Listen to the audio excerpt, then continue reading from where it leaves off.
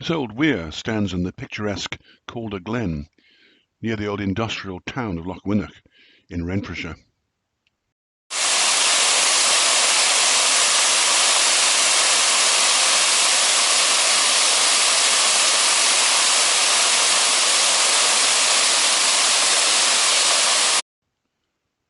This weir seems to be made of layered concrete, capped by sandstone. Lying to the left there appears to be a sluice through which the waters from the dam could be released. The early maps don't show any form of dam here at all, so it may be that the natural volcanic dyke cutting across the river caused the water to pool and formed a sort of mill pond. The first artificial dam here was a massive construction. At some point it seems to have burst. On either side of the river you can see the remains of the structure of the dam walls. This mill dam sent its water down the Lade or Lade, which followed the road and came out at the mills. These were Calderpark Mill and Calderheugh Mill, both at that time cotton mills. Later, Calderpark seems to have closed and Calderheugh became a cabinet works. This water, diverted by the Calderpark Weir, would have powered either water wheels or water turbines, or possibly both.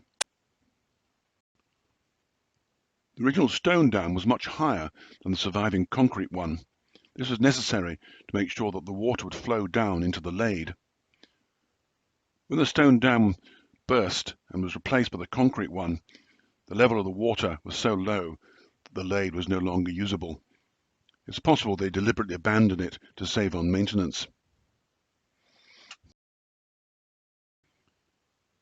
It seems that after the main stone weir collapsed, a new weir was built downstream as well as the concrete one which replaced the Calderpark Weir.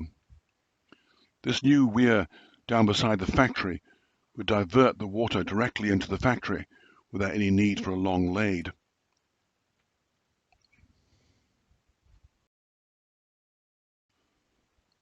The new Calderpark Weir seems to act as a backup water supply, so when there wasn't sufficient water coming down the River Calder, a worker could be sent up who would walk along the thick wall of the weir itself to the sluice and release enough water to keep the machinery going down in the factory.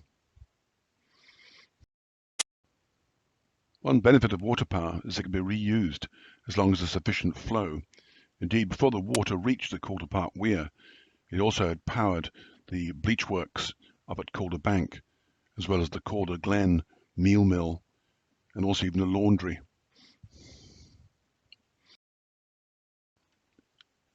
You can still make out the remains of the old Lade running parallel to the Calder Glen road. It even runs under the Bridge End Bridge. This bridge is probably the oldest structure in the glen, originally dating back to about 1525.